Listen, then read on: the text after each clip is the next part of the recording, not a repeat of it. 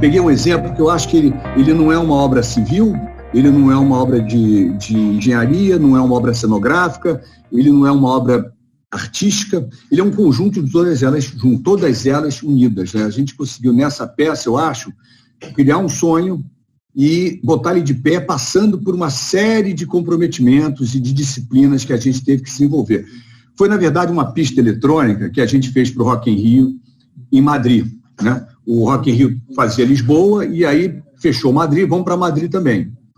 E decidiu-se o seguinte, olha, vai ter o Festival de Lisboa e 30 dias depois vamos fazer o festival em Madrid.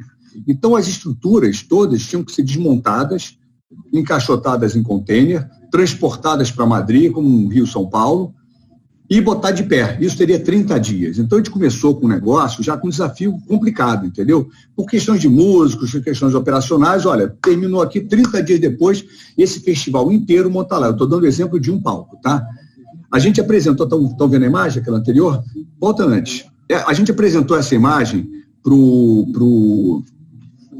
a gente teve uma reunião em Lisboa, a direção falou, a gente quer fazer uma pista eletrônica agora com a cara de rave, aberta, ao ar livre, e pensamos em umas torres, nos postes para fazer isso, não sei o quê. Eu lembro que eu peguei o avião de volta para o Rio de Janeiro, e no avião mesmo eu fiquei com aquilo na cabeça, falei, vamos criar essa eu estou procurando, olhando aqui, que eu estou procurando um desenho, que eu acho que vai ilustrar bem essa aqui. E eu no avião, está aparecendo a imagem aqui? Não. Consegue voltar para lá? Ali. Esse desenho aqui, ó, deixa eu mostrar aqui para vocês. Aqui, ó, tá vendo? Esse desenho aqui eu fiz no avião. Eu estava no avião e falei assim, vou pensar nessa estrutura. E desenhei isso. Som, vídeo, bailarino, ou seja, qual é o programa disso? Tem que ter luz, tem que ter imagem, tem que ter som, tem que ter fumaça, tem que ter bailarino, tem que ter DJ, tem que ter fly, tem que ter som. Criei aquele desenho no avião, foi muito rápido, aquilo, como eu falei, foi um susto. Eu desenhei aquilo e falei, acho que isso vai ficar legal. Cheguei no Brasil, produzimos essa imagem aí e mandamos essa imagem para a direção do Rock in Rio. E eles falaram assim, não entendi muito bem, esclarece para a gente. Aí a gente mandou esse desenho, o anterior, bota lá. E mandamos esse 3D para entender o volume eles gostaram. Daí marcaram uma reunião, pode voltar a imagem anterior, aí botaram esse desenho na mesa. E, na verdade, era uma reunião que só estava o Medina, ele falou o seguinte, olha só, cara, a gente gostou muito desse projeto, a gente quer fazer o projeto, mas os meus sócios acham que não vai dar certo. Eles não querem fazer. Eu gostei, eu quero fazer, mas eu quero perguntar se esse negócio vai dar certo. A gente super afim de fazer, né? Falei, vai dar certo. Aí ele falou assim, olha só, cara, se der certo, tudo bem. Se não der certo, você vai me dar um prejuízo monstruoso e o Rock in Rio acabou para você. Vai dar certo? Eu falei, vai dar certo. Então, beleza, pode fazer, eu vou assinar embaixo, pode fazer. Saímos dali com esse negócio nas costas e fomos juntar engenheiro, começamos a procurar os nossos engenheiros calculistas e ver como é que vamos viabilizar essa estrutura, né? Pode passar. Pegamos esse desenho, como é que se você pensar bem, é um anel. A gente, no primeiro estudo, entendeu que cada anel desse pesava 4 toneladas. Que 4 toneladas cada torre dessa. Além disso, como é que você apoia um anel desse de pé de 4 toneladas, né? E aí fizemos um desenho em que a gente propôs colocar umas estacas no fundo para segurar o negócio. Vocês estão vendo as estacas embaixo aí. Mas aí vimos que não dava, porque a gente ia mudar de um lugar para o outro, não teria tempo de fazer isso, ele não pode ter estaca. Então vamos fazer uma base, o engenheiro propôs uma base de concreto fina, de 10 centímetros, e a gente seguiu com isso e começamos a estudar a execução do projeto, com muita preocupação, porque é um investimento alto, um investimento muito caro, não só na estrutura, mas em todo o complexo, em toda a operação do evento, do entretenimento, né? A estrutura aí talvez seja 5% do complexo todo, apesar de muito cara, né? E a gente fez os estudos, começamos a fazer os estudos técnicos e havia da parte da direção do festival, da parte da equipe técnica, muita desconfiança, muita preocupação em saber se esse negócio ia dar certo, né? E a gente seguiu trabalhando, né? Pode mostrar, chegamos nessa estrutura técnica e começamos a fabricar. Cada tubo desse tem 45 centímetros de diâmetro. Se você botar na mão 45 centímetros, é grande, é todo em aço, e ele todo flageado, ele tem que ser montado e desmontado, ele teria que ser totalmente aparafusado. Você começa a ver as pessoas em volta, começa a ter uma noção do que foi projetado. O desenho engana muito a gente. O desenho, você bota o desenho, está tudo lindo, tudo bonitinho, tudo fácil. Mas quando você vai botar na real, é outro papo, bicho. O negócio se torna um quebra-cabeças, um peso, uma carga, um volume, que talvez no desenho você não tenha tido aquela percepção, né? E você tem que seguir com ele, porque o investimento foi aprovado e já está em fabricação. Então, aí vocês conseguem ver o tamanho da peça. Pode passar agora. Você vê aí que ele tem uma foto que mostra o tamanho da corneta. Essa corneta era um telão com projetor, com moving light. Cada moving light desse aí é 50 quilos. Então, você começa a somar a passagem dos cabos. A gente não queria que os cabos passassem por fora, então criamos toda uma linha de tubos internos para poder ligar os cabos, eles aparecerem com precisão. E aí chegamos nas peças, pintamos e montamos um protótipo. Para mostrar agora, chegamos a um protótipo. Houve uma visita técnica para ver o protótipo e seguimos até o fim fabricando isso tudo, pode passar outra, e montamos a peça em Madrid. Essa é a peça montada lá. Tem a fumaça, o som, o telão, o projetor.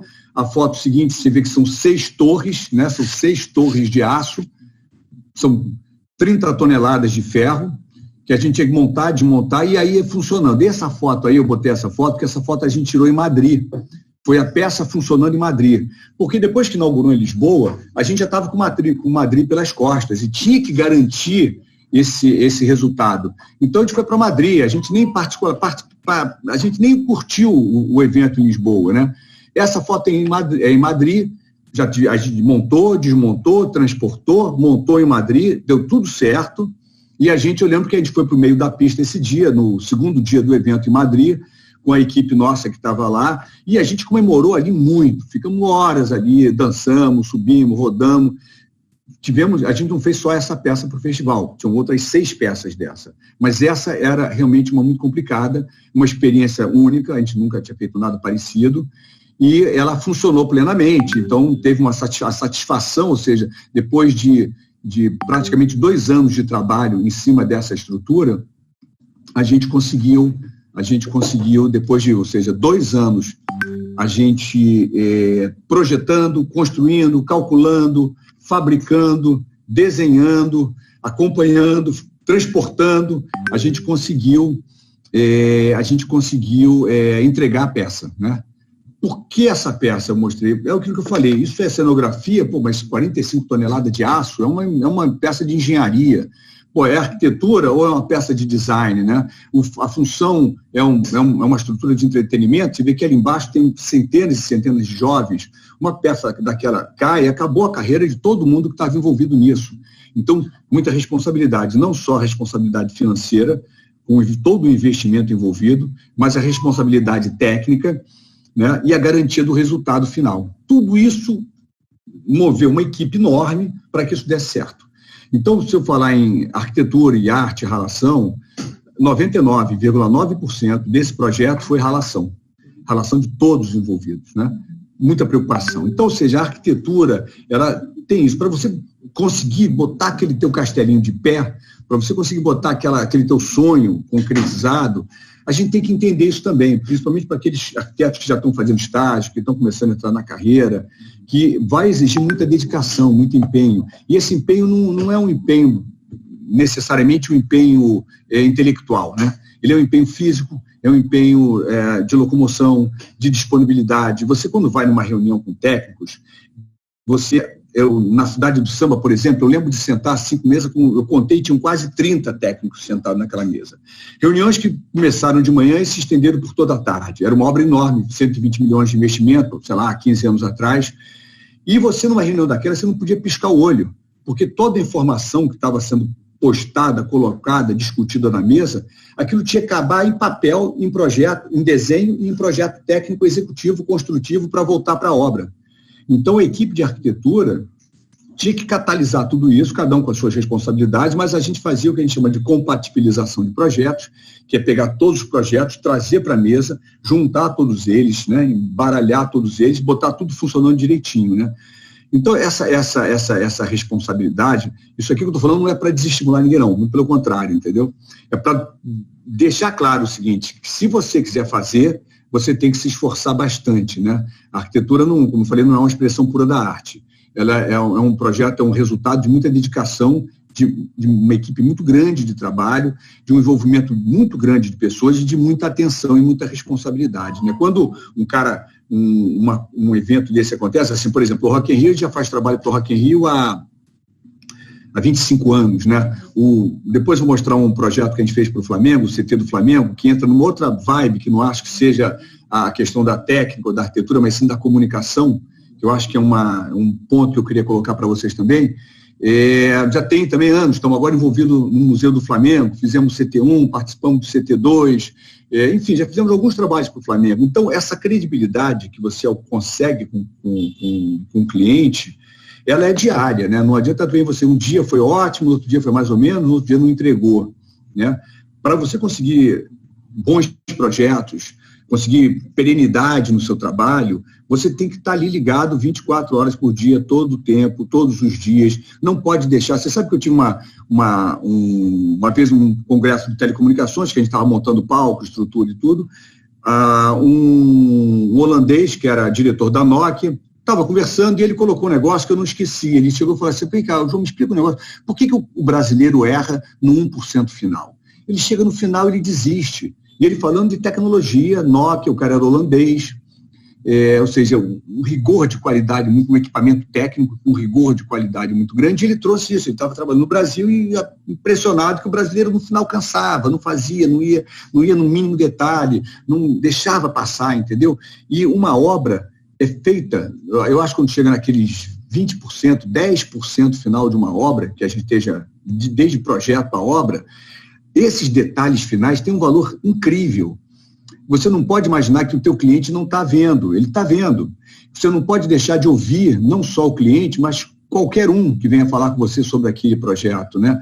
Porque, ou seja, a capacidade, a habilidade de ouvir críticas é outra tarefa, é outra habilidade que todos nós temos que aprender, porque eu já cansei de ver proprietários, médico, advogado, não importa qual a função, qual a disciplina do cliente, ele observar na obra ou no projeto um detalhe que toda a equipe de arquitetura não viu, toda a equipe de engenharia não viu, e ele achou. Falei, mas aquilo ali não seria ali? É verdade. Eu adoro quando o cara diz, verdade, achou bem, mandou bem. Porque é isso, um projeto é feito de dezenas e dezenas de achados, de revisões, de olho. Tanto é que um projeto tem revisão 1, 2, 3, 4, 5, 6, 7. A gente até começa a falar que o projeto não acaba nunca, né? O que acaba é a obra. Porque se você ficar desenhando e projetando, não tem fim. Um detalhamento técnico construtivo não tem fim. Então, essa busca pela qualidade está em cima disso, ouvir crítica, ouvir todos os envolvidos, né? Do leigo ao maior técnico, ao maior engenheiro, com toda a experiência que ele carrega na vida dele, ao leigo que é advogado ou médico, você tem que estar sempre muito aberto à crítica. O arquiteto não pode ser aquele ser vaidoso, onipotente, onipresente, que acha que ele é uma coisa especial. Não é. Ele é parte de uma equipe, parte de um negócio, ele é contratado, nós somos contratados para prestar um serviço para terceiros, e honrar essa entrega é a coisa mais importante. Lutar pelo dinheiro do cliente, lutar pelo negócio do cliente, respeitar os budgets. Eu não falei em budget, né? A gente convive com isso também, né? Preço, eu tenho que gastar tanto, meu teto é esse. Então não adianta você vir com um projeto maravilhoso que custa 2 vezes o preço que o cara tem disponível. Muitas vezes a gente, dando o exemplo aqui do Metropolitan, que está em andamento, a gente está fazendo uma obra lá super bacana, estou dando uma cara nova naquele espaço, mas ancorado por limite de verba, né? E como a gente consegue realizar um sonho com aquele limite de verba, né? Essa ciência vai tornar você você vai poder realizar o sonho de construir um projeto e entregar ele, porque se você não souber balizar, olha, minha receita é essa, você vier com um projeto aqui em cima, você está errado. O ideal é que você venha com um projeto um pouco abaixo, porque sempre tem extra, né? E você vai equilibrar aquele extra ali, né? Então essa balança é muito importante, né? Vou mostrar rápido, esse qual é o do... Vocês têm alguma pergunta aqui, Jonathan? Qualquer coisa aí pode interromper, viu? Então, esse trabalho... Diga. Não, eu falei que está ótimo, porque já estou separando as perguntas aqui, no final a gente responde, tá bom? Tá. Vou tentar passar rápido esse do Flamengo, que é uma obra civil, mas que mexe com um item que eu acho muito importante na arquitetura, que é um trabalho, eu acho assim, particularmente na minha formação, eu lembro quando eu era garoto, eu trabalhei com teatro, eu trabalhei com moda, eu trabalhei com televisão, trabalhei com rádio, né? Eu tive entradas e saídas em vários segmentos artísticos nessa natureza, e isso foi muito importante para a minha formação. E quando a gente decidiu montar um escritório, o escritório deve ter uns 30 anos, isso passou a fazer parte da cara do escritório, né? A gente é um escritório que a gente um pouco nega estilo, nega tendências, entendeu? Um dia vieram pedir fazer uma casa, eu quero aquela casa contemporânea, quadrada, não sei o que, mas tem que ser quadrado, não pode. Podemos pensar um negócio diferente, podemos trazer um negócio, deixa eu olhar o teu terreno, o teu local, deixa eu entender o que você quer, vamos entender alguns elementos, porque de repente a gente pode chegar numa coisa diferente e mais adequada e melhor, e que você vai gostar mais, né? Então, essa prisão com a tendência, com o estilo, é outra coisa que eu não aconselho, entendeu? E eu acho que a diversidade, quando você começa a buscar vários elementos, quando vocês que estão estudando ainda, em vez de focar só na arquitetura, é importante, pesquisem, comprem livros, né? A gente tem, a nossa biblioteca é farta aqui. Hoje em dia você tem Instagram, Pinterest, pesquisa, olha, vocês têm muito acesso hoje em dia, os meios nos dão muito acesso de pesquisa, né? Não deixem de pesquisar, mas experimentem outras atividades, entendeu? Não, cinema, teatro, música, arte. Hoje a gente trabalha com uma arquitetura que está muito voltada para o entretenimento, para o corporativo, para a área de parques, para a área de lazer. Então, ou seja, a gente fugiu um pouco do interior de apartamento. Sim, fugimos dali. Não quer dizer que a gente não tenha feito e não faça, mas o nosso foco caminhou para uma área muito mais ligada à criação. Ali há uma diversidade de possibilidades, escritório, parque de diversões, bioparque, Flamengo, CT, show, evento.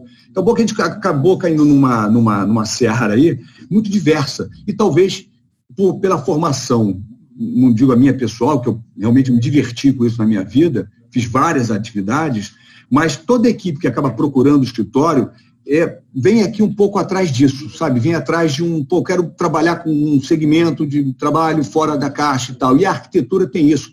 A gente pode achar que a arquitetura é interior, apartamento. Não. Tem hoje um grupo grande de arquitetos fazendo a sua atividade profissional, produzindo cenários para jogos de gamer. Os gamers têm cenários maravilhosos. São feitos por designers e arquitetos. Tem vários arquitetos sendo contratados para isso hoje em dia. Então, evento, palco, show, festa, ou seja, existe um leque muito grande de atividades que o arquiteto pode se inserir, escolher o seu foco, o que ele gosta e trabalhar, né? Então, a gente hoje em dia trabalha tanto nessa parte cênica, esse exemplo que eu dei agora, que mexe com estrutura, mexe com cênica, quanto a gente trabalha também com a área civil. E nesse leque de coisas que eu experimentei, que eu acho importante todos fazerem, acho importante viajar ao mundo, acho importante rodar o mundo, tentar de algum jeito rodar o mundo. Eu lembro quando eu me formei, só uma história rápida, eu me formei, por acaso, eu fiz 3 casas em Búzios, projetei e construí as 3 casas. Terminado aquele ano, eu estava com a cabeça quente, cansado de obra, mas tinha ganho dinheiro. Eu lembro que eu estava na praia, deu na Veneta, eu fui lá para o centro, que naquela época não existia celular, não existia nada disso, não comprava nada pela internet, porque não existia internet. Eu fui numa loja no centro da cidade, comprei uma passagem de avião no dia seguinte, comprei um ticket de trem de 4 meses e fui para a Europa. E passei então eu me formei, trabalhei 1 ano intensamente e passei 4 meses rodando de trem, dormindo no chão do trem, dormindo na estação de trem, comendo pão todo dia, mas conheci o mundo, que eu acho que é outra atividade que o arquiteto precisa, entendeu? Você precisa rodar, precisa conhecer, isso vai despertar a tua curiosidade, teu conhecimento, depois você compra livro, pesquisa, e aí a sua formação vai se tornar mais aberta, o teu leque de conhecimento, você não é um artista por talento. Eu acredito muito pouco no talento, tá? Não é que ele não existe, mas eu acho que o talento é uma pitada. Já vi muito talentoso não dar certo. O talento é um detalhe, o trabalho é isso, entendeu? O trabalho vale muito. Então, eu tenho certeza que eu, quando fiz teatro, eu não era um arquiteto talentoso. Eu entrei ali de farra, uns amigos, as amigas da praia, vamos lá, eu estava pegando onda, vamos lá, fazer teatro, tem um personagem lá, não sei o quê. Eu fui lá, achei, me diverti, brinquei com aquilo durante 7 anos. Foi uma experiência ótima, eu adorei fazer aquilo, mas depois caminhei para o meu lado.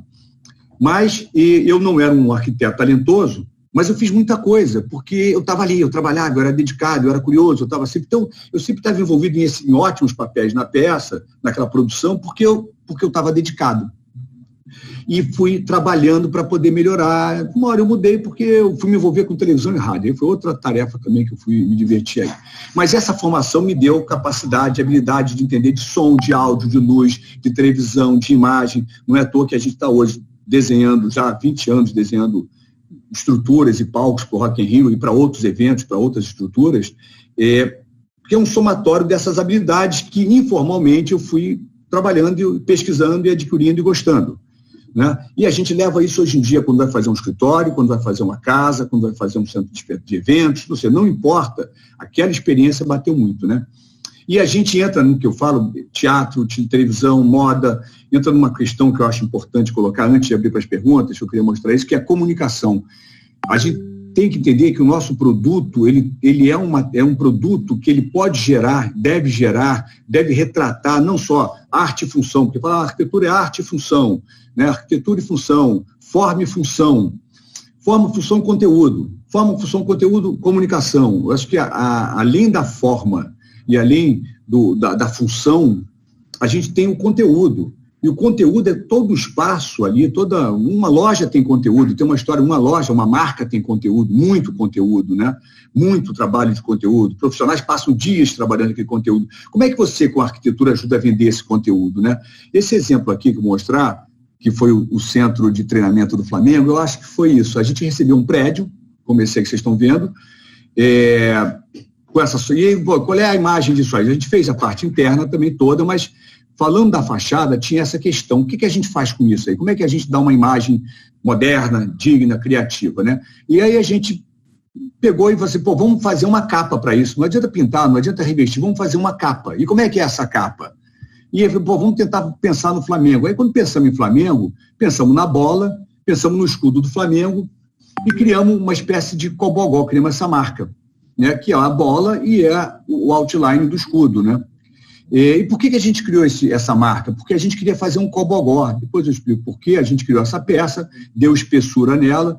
Cobogó inventado, sei lá, acho nos anos 50, eu acho, né? Não tenho certeza, mas nos anos 50 foi muito utilizado, nos anos 60 foi muito utilizado, para proteger da incidência do sol. E aquela fachada, ela ficava apontada para o sol poente, frontal. Então, de 2 da tarde até as 5h30 da tarde, o sol entrava no prédio matando de sol, de calor.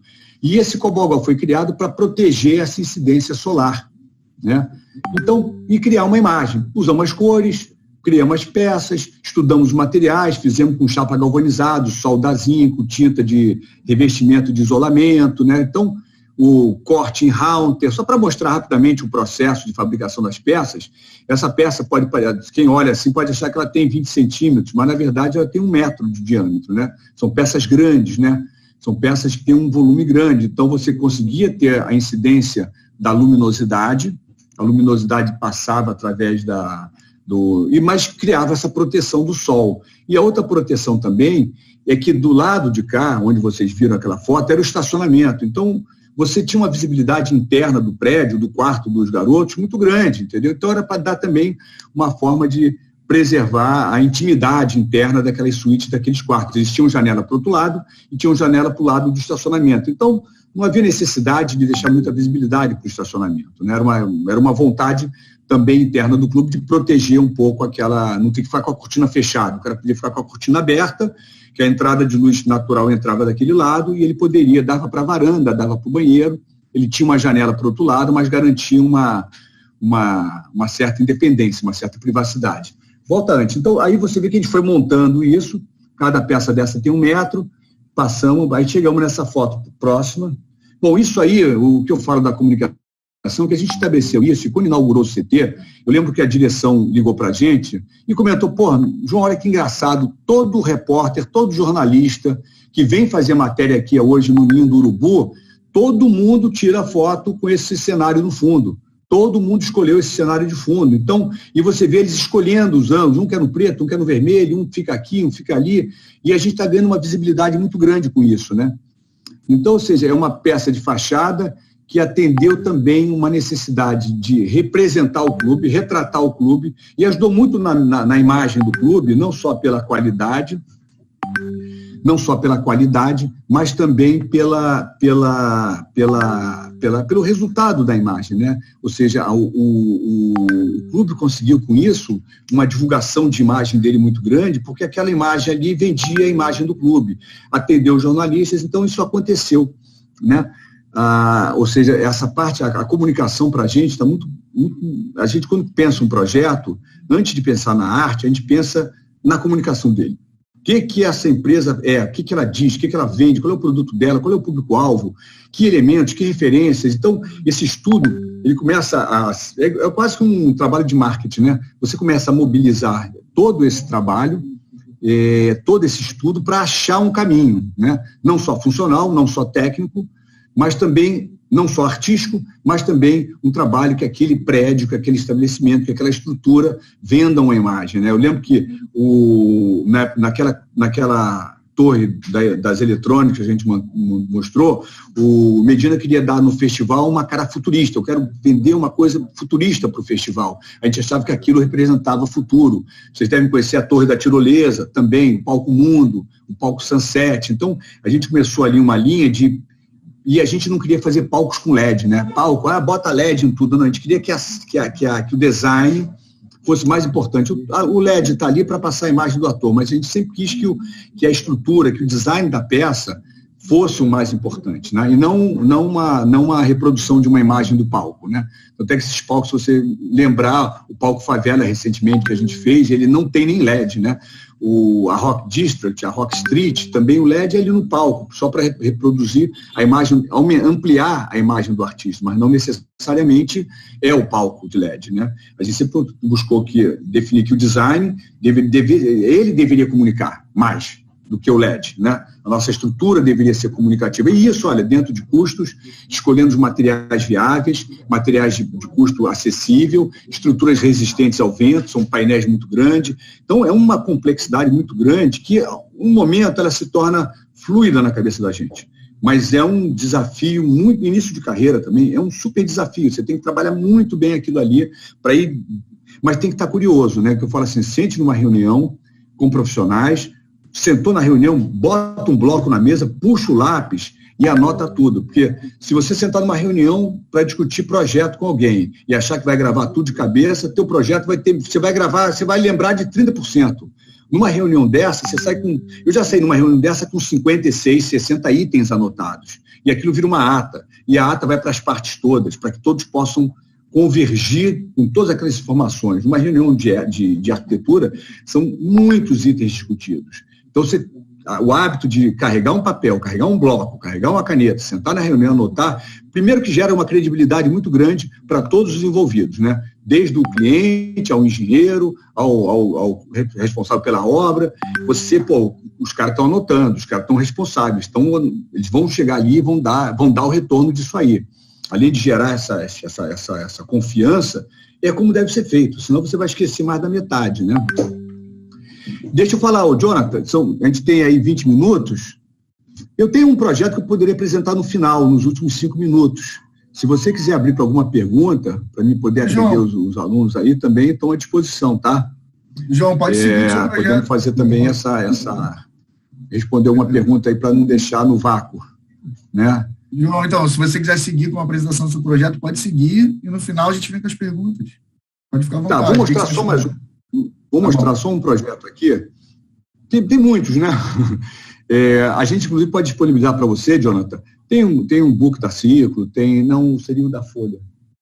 Tem um book da Ciclo, tem os nossos materiais de comunicação, tem as nossas redes sociais, tanto do PA11 quanto da Ciclo, e que a gente tem se comunicado muito por ali, né? Eu acho que assim, uma das coisas que nós temos hoje em dia, como eu cresci usando lápis, né? E a gente passa a aprender a conviver com máquinas, computadores. Hoje em dia, fazer arquitetura com esses instrumentos que vocês têm, que nós temos hoje em dia, é sensacional, né? É incrível, né? E esse exemplo que eu vou mostrar foi um palco que a gente montou no Rio Amazonas, não sei se vocês... Foi a abertura do projeto da Amazônia Live, em que... Vou dar só esse exemplo também, que é um exemplo que mexe com um processo criativo e técnico muito interessante, né? A gente não sabia que era o projeto Amazônia Live e recebemos uma incumbência do seguinte: olha, a gente vai montar um palco flutuante em cima do Rio Negro, lá no Rio Negro, Manaus. Vamos montar um palco flutuante, vamos botar ali a Ivete Sangalo, o Plácido Domingo e a Orquestra Sinfônica de Manaus, que tem 80 representantes. Então é um palco flutuante, uma balsa no Rio, e a gente vai tocar aquilo ali, né? E aí eu estava numa reunião por telefone, era umas 6 da tarde, e eu perguntei, mas vem cá, mas o que é esse palco? O que é? Qual é o assunto aí desse evento? Eu sei que é do tamanho, sei que tem que botar em cima, mas qual é a jogada? Qual é o barato disso aí? Aí ele falou, não, isso aí, na verdade, é o lançamento de uma campanha de reflorestamento ambiental. E a gente precisa de uma imagem para isso. Entendeu? Não sei o que a gente faz, mas, aí naquele segundo ali eu tive uma ideia e falei assim, peraí que eu vou te ligar que eu tive uma ideia aqui. Não, mas qual é a ideia? Não, me dá 1 minuto, te ligo de volta. Aí eu fui no Google e bati lá, folha flutuando sobre a água. Aí, né, o São Google mostra tudo nos mostra, tudo informa, né? Achei essa foto e mandei a foto. E falei assim, olha, vê o que você acha desse palco aí. Aí a resposta veio por e-mail, está aprovado. Então, ou seja, a gente aprovou isso, a ideia, a concepção, a parada do negócio foi bate pronto, né? Foi na hora. Mas depois, e aí? Né? Como é que você faz isso? Né? Aí eu vou resumir aqui alguns processos, entre eles um foi, né? Fazer uma imagem, vamos fazer uma imagem disso, mas qual é a garantia que uma imagem dá de execução desse negócio? Vamos fazer uma maquete, aí fizemos uma maquete para testar, mesmo que o 3D nos dê isso hoje em dia, a gente achou que uma maquete física era importante. Conversando com o Glauco Bernardi, que é um escultor amigo nosso, parceiro de anos e trabalha com a gente há anos, é um excelente escultor, chamamos o Glauco, temos que fazer essa folha, vamos fazer de quê? Qual é o material? Tem gente em cima, não sei o quê, vai ter uma balsa, que balsa é essa? Como é que faz? Bom, a gente decidiu que a gente faria exatamente esse desenho aí, ou seja, esses veios mais escuros seriam estruturas tubulares, né? E a folha seria um tecido de lona, né? Não onde estão os músculos, teria que ter uma base rígida, lógico, mas seria uma lona e que o próprio boleado da lona daria a imagem. Mas como é que faz essa lona? Como é que faz vai fazer artesanalmente? Tá, chamamos o calculista, o engenheiro, e falou assim, vamos produzir então, pula a próxima imagem, bota outra, vai passar outra. Aí vamos produzir esses veios em 3D. Aí produzimos, só para vocês entenderem a capilaridade dessas estruturas, desses softwares da gente, né? Cada tubo desse tem uma cor, cada tubo desse é uma peça que foi fabricada. Colorimos, numeramos, foi para a indústria do aço, o cara calandrou todas as peças usando o 3D, então, ou seja, aquela eletrônica, aquela pista eletrônica que eu mostrei, toda a calandragem, todo o cálculo dela, a gente entregou um 3D para o cara calculou, jogou para o computador, e o computador começou a fabricar o negócio. Então, hoje está muito mais fácil. Antigamente, os caras tinham que ser corajosos para botar coisas inventivas de pé. Hoje em dia, os softwares facilitam muito a nossa vida, né? Então, fizemos isso, está fechado. Então, o cara fabricou os ferros, aí a gente produziu, volta anterior, a gente foi a Manaus, descobrimos umas balsas verticais compridas, mas não tinha as laterais. Tivemos que fabricar, chamamos engenheiro naval, vamos fabricar umas balsas laterais de apoio, mas nessas de apoio não pode ter ninguém em cima. Como é que a gente faz isso? E desenhamos. Aí foi o desenho técnico e a gente seguiu com a montagem, até que a gente começou a montar lá em Manaus. Tivemos várias dificuldades, se eu fosse contar a história que vai ficar a dificuldade com a subida e descida do rio. O rio em Manaus, ele sobe e desce 8 metros. Quando a gente lançou as balsas, montou as balsas grandes, a folha foi fabricada no Rio de Janeiro e não pôde ser levada de avião, teve que ir de caminhão. Chegava lá, o caminhão viajou dias, pegou uma balsa, pegamos um barco, chegamos no local, começamos a montar a folha. E o rio baixou, teve uma baixa no rio muito antes do prazo estipulado. Quando chegaram som esse local ficava a meia hora de barco de Manaus, de lancha, e não tinha nada perto, e a gente tinha uma série de balsas atrás, que iam ficar televisão, imagina, tinha que ter 80 músicos, equipe de televisão, 9 câmeras de televisão transmitido ao vivo, isso foi transmitido ao vivo do meio do Rio, transmitido ao vivo pelo Multishow, então tinha uma transmissão, tinha um horário, e aí veio a preocupação com a chuva, mas falaram que Manaus chove às 4, 4h30, 5, e depois para. E toda vez que a gente ia a Manaus, reparava que era uma realidade aquilo, porque a gente não podia botar cobertura nesse palco. E se chover na hora da transmissão? Então, esse risco foi... Aí queriam transmitir o show no pôr do sol e a gente jogou para as 7 da noite, 7h30, porque tinha que esperar passar a chuva. Isso, por sorte, em Manaus tinha essa casualidade, né? E a gente seguiu, como teve a Baixa do Rio, a gente teve que levar todos os instrumentos naqueles barquinhos, né? E a gente, volta uma antes, não, na frente, essa. Quando a gente montou tudo, a gente deixou tudo montado, tinha um plástico gigante lá esperando a chuva. Quando a chuva começou a chegar, a gente cobriu, choveu, né? Choveu, acabou a chuva, a gente tirou o plástico, montou os instrumentos, uma operação, tinha jacaré em volta, no meio do nada, uma operação super complicada, e aí a gente conseguiu montar o nosso trabalho.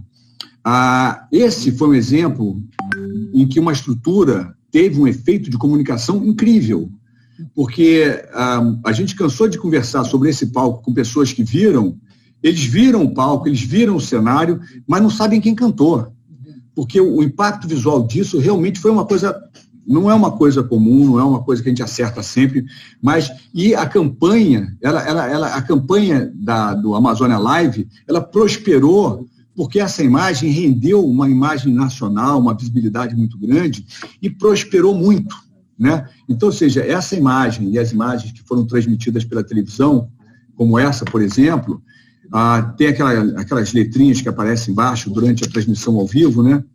E essas transmissões, isso aí todo mundo dizendo que impressionante, que palco, que estrutura, que visual, não sei o quê. E aí a gente conseguiu, ou seja, nesse exemplo aí, a gente pegou 3 coisas diferentes para mostrar aqui, porque seria mais interessante. Podia botar casa, apartamento, hotel e tal, mas como o nosso prazo era fechado, criamos isso para que, assim, olha quanto uma peça de arquitetura, de design, pode ajudar no produto, pode viabilizar a imagem do produto, pode ser importante para o produto, né? Como ela tem que funcionar, ser estruturada e como ela pode render muito mais se ela comunicar. Então, essa coisa da comunicação vem dessa pesquisa, desse olho, desse entendimento do produto, não só como forma e função. Forma, função e comunicação, né? Por isso, eu acho que essa é uma coisa que a gente tem que estar muito ligado, né? Que o nosso produto tem que conversar, tem que falar. Por isso que seguir estilo, seguir tendência, você elimina toda a possibilidade do local, do público-alvo, do cliente, dos materiais, das estruturas, do fim, ter importância na concepção do teu projeto, né? Tem que estar muito aberto, né? Isso é uma coisa importante, né? E as atividades artísticas, e as viagens, e o mundo, e a conversa, e a facilidade de ouvir crítica, a capacidade de relacionamento fácil com as pessoas, né? Isso é muito importante, que você vai trabalhar sempre com centenas de pessoas. Saber se relacionar é uma outra atividade, né? Que é muito importante, tá? Jonathan, diga aí, para a gente responder alguma pergunta do pessoal. Depois eu mostro para vocês o livro, né?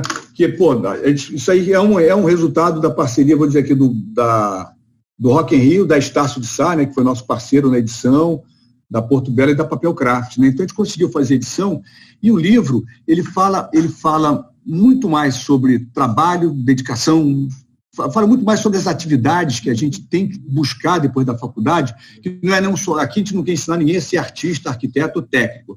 A gente procurou contar histórias que ajudassem você a encarar esse mundo, enfrentar a relação, tudo que nos opera, algumas dicas de coisas importantes para o início de carreira de vocês.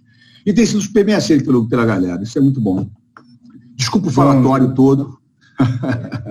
Nada, eu vou resumir muito rápido aqui com uma frase, né? O que todo mundo está falando aqui no chat, né? Cara, a gente está apaixonado pelo seu trabalho. Está todo mundo falando que é muito lindo. Você é genial. Eu e todo mundo, toda a equipe que está aqui em volta, bicho, não acontece nada sozinho, viu? Dedicação, todo mundo, pelo menos são projetos criativos, todo mundo gosta muito de fica ali, ó, vamos lá, e a gente consegue realizar esse negócio diferente aí. Mas agradeço a todos aí por as colocações. A gente que agradece, João. Eu vou ler aqui umas perguntas, mas vou ler também os comentários aqui. A Aquila falando que está tudo muito lindo. A Camila falou que incrível, e graças a essa palestra aqui, ela não vai desistir dos projetos dela. Olha que impactante, né, na vida do aluno aí. Bom, muito legal, né? Não desista, nunca desista, jamais. É isso. A Márcia falou também que é um grande privilégio poder ouvir alguém, né, com tanta experiência que nem você, cara. Parabéns para você, João. Obrigado. Eu agradeço a você. Vou ler umas perguntinhas muito rápidas aqui, né? A gente já está quase acabando, mas vamos lá aproveitando. Foi ótima essa palestra. Eu queria mais 1 hora de você falando. Eu aprendi um monte de coisa. Eu quero mais 1 hora. A gente fez uma live, uma palestra para a Estácio ontem de Santa Catarina, que eu acho que rendeu 2 horas. Ficamos batendo papo até tarde. Mas vamos seguir o prazo, que é importante, atender a meta. É claro. O Fernando Ribeiro falou assim, obrigado por compartilhar a sua experiência conosco. Ele viu que você também é no movimento do rock. E, em sua opinião, o que barra o Brasil em possuir mais obras de arquitetura pelo país, como é feito no Oriente? Cara, eu acho que no Oriente se fala, talvez, no que se faz na Arábia Saudita. Ou seja, nós não temos esse dinheiro. Longe de termos o dinheiro que esses caras têm, que a Europa tem, que os Estados Unidos têm, mas aí eu acho que aí o arquiteto tem que ser criativo, entendeu? O preço dessa folha, desse palco da folha, foi irrisório comparado a qualquer edificação que se faça, de pequeno, de médio ou de grande porte, e teve um impacto muito grande. Então, temos que ser criativos, porque no Brasil é difícil. Você tem algumas obras, o Neymar teve uma oportunidade enorme de fazer belas obras, mas muito distante do que se faz no Oriente. A gente não tem esse dinheiro, não vai ter tão cedo. Moramos num país subdesenvolvido, com dificuldades financeiras, temos metas importantes para cumprir, de saneamento, de qualidade de vida, de pobreza, de educação, de saúde, e que vai dificilmente, ou seja, se eu tivesse que escolher onde botar o dinheiro do país, eu botava em educação e saúde e habitação para quem precisa. Ponto, entendeu? Então, essas obras faraônicas aqui são muito difíceis. Mas tem belos projetos, não dá para dizer que não tem. Eu acho que todo arquiteto tem que ser criativo o suficiente, entender a verba dele e fazer o melhor possível, né? Acho que é o único caminho. Ótimo. Eu tenho uma pergunta da Camila aqui, que complementa com a minha também, que eu fiz. A Camila perguntou primeiro se você se sentiu muito pressionado em fazer o Rock in Rio. E a minha pergunta complementa dela, perguntando para você, né, como pessoal e profissional. Como é se ver fazendo o Rock in Rio, o tamanho do Rock in Rio? Você como arquiteto, como pessoa, tipo, caramba, para mim é responsabilidade isso aqui. Como é? Cara, cada projeto tem o seu desafio, cada projeto tem o seu valor. Eu digo que todo projeto, não importa o tamanho ou o valor, ele é uma oportunidade, tá? Estão te contratando, botando vocês, a tua equipe, para produzir uma peça. Não importa o tamanho dela, tá? São todas gratificantes, tá? Pode ser um barzinho desse tamanho, pode ser um festival inteiro, pode ser um edifício maravilhoso, pode ser um resort, pode ser um zoológico. Cada canto deve ser trabalhado, tá? Pode ser um quarto, não importa, entendeu? Eu trabalho com o mesmo prazer, com a mesma vontade, com a mesma dedicação e com a vontade de fazer algo realmente bom, né? Agora, fazer o Rock in Rio é muito bom, é muito divertido, tem um peso de... Existe uma pressão muito grande, porque não é barato, um festival desse custa 350 milhões de reais, então é uma coisa cara, de muita responsabilidade, mas é muito bom, porque é muito divertido, é muito criativo, né? O Medina é um diretor de arte, é um diretor criativo muito bom, então ele liga, eu vou fazer o Palco Favela. Pô, tomou pancada de todo mundo, Palco Favela, foi lá, o Palco Favela foi maravilhoso. Os próprios músicos que participaram da comunidade adoraram. Então ele arrisca, ele joga, ele cria. O The Town, que a gente vai lançar no dia 10 de novembro agora, lá em São Paulo, é um super projeto. Como eu estou há 2 anos fazendo isso. No risco, no investimento. E vai acontecer. Então, as maquetes ficaram prontas, a gente está montando. Só a festa coletiva de lançamento já vale os 2 anos, né? A alegria é muito boa, independente também, assim, festival é evento, é festa, alegria, energia, né, com bom conteúdo, né, mas qualquer projeto, não importa, a gente já fez até negócio de, crematório de não sei o quê, mas ficou bonito, ficou música, som, ou seja, transforme tudo que você faz em prazer e alegria, que vai dar tudo certo. Ótimo.